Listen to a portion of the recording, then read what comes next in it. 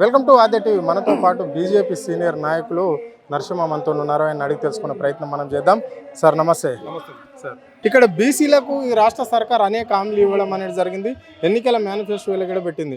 మరి కామారెడ్డి డిక్లరేషన్ ఎంతవరకు ఇంప్లిమెంట్ అయింది? బీసీలను ఎందుకు చిన్న చూపు చూస్తుంది? వాళ్ళ ఉద్దేశం అది కదా, చెప్తాను కదా, రెడ్డిలు మొత్తం ఏకం చేస్తాను నేను, రెడ్డి రాజ్యము, రెడ్డిలకు 10 ఎకరాలు ఉండాలి, రెడ్డిలు పరిపాలిస్తారు క్లియర్ చెప్పిండు కదా. అయినా కానీ బీసీ వాళ్ళు ఓటేశారు కదా, మోసపోయేసారు కదా. బీసీ ముఖ్యమంత్రి చేస్తారని బీజేపీ ఓటేయలే కదా, అక్కడ మోసపోయినాం కదా. మోసపోయినాము. మనం ఏంటంటే అదే మాత్రం, మనం ఎప్పటికైనా బీసీలు, ఎస్సీ ఎస్టీ బీసీలు ఆటలు ఆడుతోళ్ళం, పాట పడుతున్నాం, ఉద్యమం చేస్తున్నాం, సస్తోళ్ళం, తుపాకు పడుతోళ్ళం, గుండెని ఎదిరిస్తోళ్ళం, రాజ్యాన్ని కూలుస్తోళ్ళం ఉద్యమం చేయబట్టి. కానీ మళ్ళీ ఎవరు ఎక్కుతారు? మళ్ళీ దొంగలు ఎక్కుతారు. నైజాంని కొలగొట్టినాం, ఎవరు ఎక్కారు? మళ్ళీ అదే నైజాం చేసిన దొంగలే ఎక్కారు. నైజాం చేసిన దొంగలే ఎక్కారు. తర్వాత మళ్ళీ వాళ్ళకు మళ్ళీ ఆంధ్రోళ్ళు ఎక్కించారు. మనం ఏంటంటే దున్నపోతుకు మేత వేస్తున్నాం, గడ్డి బెర్రెనకు పెంతట రాదు అది.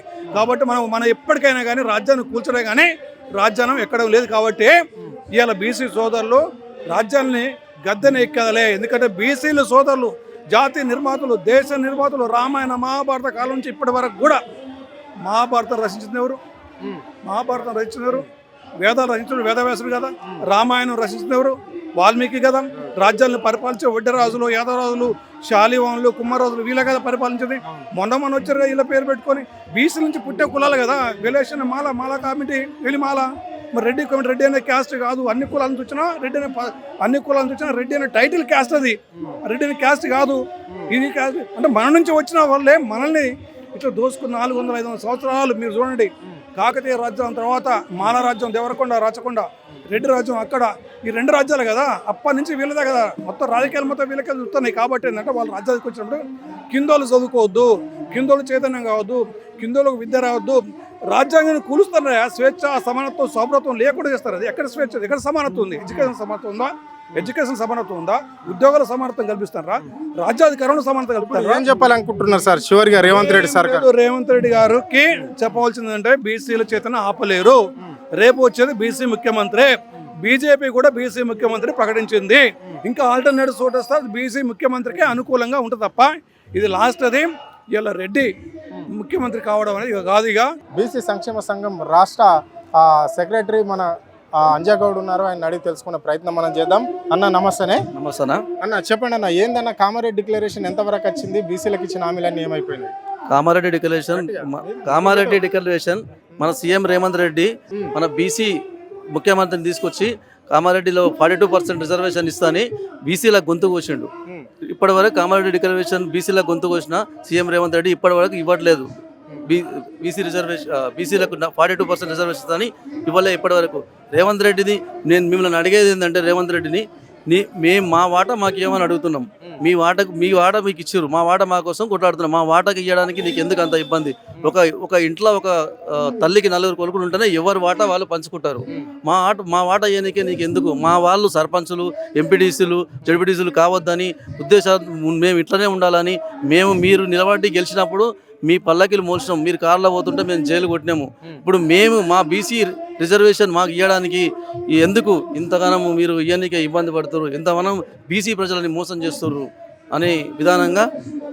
మరి ఎట్లుంటుంది మీ కార్యాచరణ? ఏ విధంగా ఉంటుంది బీసీ సంఘ నాయకులది? మరి ఏ విధంగా ఉండబోతుంది? ఇప్పుడు దాదాపుగా బడుగు బలహీన వర్గాల పైన అనేక దాడులు జరుగుతున్నాయి ఈ రాష్ట్రంలో. మొన్న మనం చూసినట్లయితే కుమ్మేర జాతరలో బీసీ పసికందిని కూడా రెడ్డిలు చంపిన పాపన ఉంది అని చెప్పేసి రాష్ట్ర వ్యాప్తంగా చెప్తున్నారు. మరి దాని మీద మీ స్పందన ఏంటి? మొన్న జరిగిన మన నాగర్ కర్నూలు జిల్లాలో పాపం 2 నెలల పాపని చంపడం అనేది మామూలు విషయం కాదు. మీ రెడ్డి వర్గం అనేది చంపి కూడా మేము ఆ Nagar Kurnool BC Acharya tiger R Krishna ఒక 30 వెహికల్ వేసుకొని పోయిన తర్వాత మేము వెళ్ళిన తర్వాతనే అక్కడ ఆ ముగ్గురిని అరెస్ట్ చేయడం జరిగింది. అప్పటిదాకా అక్కడ అరెస్ట్ చేయలేదు, ఏం చేయలేదు. అన్నం తీసుకొని పోవడం వల్లనే భయపడి జరిగారు. కార్యాచరణ ఏ విధంగా ఉండబోతుంది మరి ప్రభుత్వం పైన? ఇప్పుడు మాకు టైగర్ ఆర్ కృష్ణ మా అందరికీ సంఖ్యలు వేసి ఆపుతుండు. లేకపోతే కలెక్టర్లు కానీ అవన్నీ పోయి మొత్తం దౌర్జన్యం చేసే విధానంగా ఉన్నాం. కాకపోతే అన్న శాంతిబద్ధంగా పోదామనే ఉద్దేశంతో అందరం అక్కడికక్కడే ఆగి ఉన్నాం. ఇది పరిస్థితి. అంటే ఇక్కడ బీసీలకు ఇచ్చిన ఏ ఒక్క హామీ కూడా నెరవేర్చడం లేదు. ఈ రాష్ట్ర సర్కార్ కావాలనే బీసీలను ఎస్సీలను ఎదగనీయకుండా టార్గెట్ చేస్తుంది అని చెప్పేసి కూడా ఆయన స్పష్టంగా చెప్పడం అనేది జరిగింది.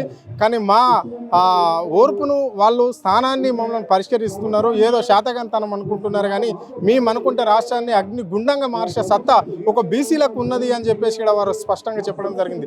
ఇప్పటి వరకు కూడా కామారెడ్డి డిక్లరేషన్ ఏ ఒక్క హామీ కూడా ఇంప్లిమెంట్ చేయని ప్రభుత్వం అంటే రేవంత్ రెడ్డిదే.